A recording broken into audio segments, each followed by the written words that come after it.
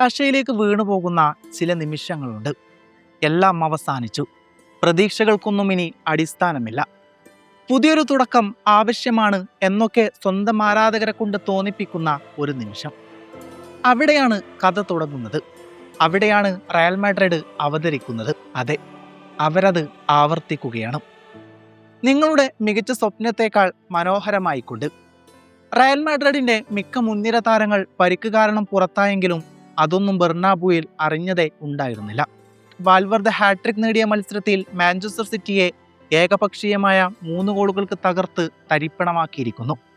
Pre ക്വാർട്ടറിലെ ഏറ്റവും വലിയ പോരാട്ടങ്ങളിലൊന്ന് Real Madrid തകർപ്പൻ വിജയമാണ് സ്വന്തമാക്കിയിരിക്കുന്നത്. മാഞ്ചസ്റ്റർ സിറ്റിയെ മറുപടിയില്ലാത്ത 3 ഗോളുകൾക്കാണ് റയൽ മാഡ്രിഡ് വീഴ്ത്തിയത്.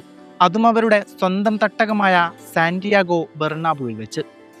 വാൽവർദെയാണ് ആ 3 ഗോളും നേടിയത്. 20, 27, 42 മിനിറ്റുകളിലാണ് വാൽവർദെ ആ ഹാട്രിക് തികച്ചത്.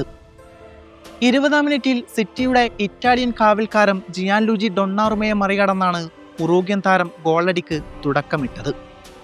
എന്നാൽ 7 മിനിറ്റിന് ശേഷം 25 വാര അകലിൽ നിന്നും തൊടുത്ത മികച്ചൊരു ഇടംകാലൻ ഷോട്ടിലൂടെ വാൽവർദെ തന്റെ 2ാമത്തെ ഗോളും നേടുന്നുണ്ട്.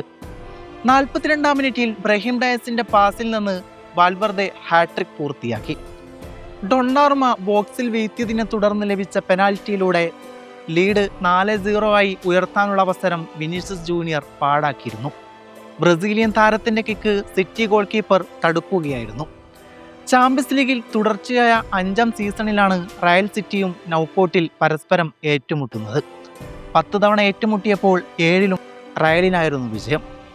ഇനി മാർച്ച് 18-ന് എത്തിഹാദ് സ്റ്റേഡിയത്തിലാണ് ആ 2ാം പാദ മത്സരം അരങ്ങേറുന്നത്.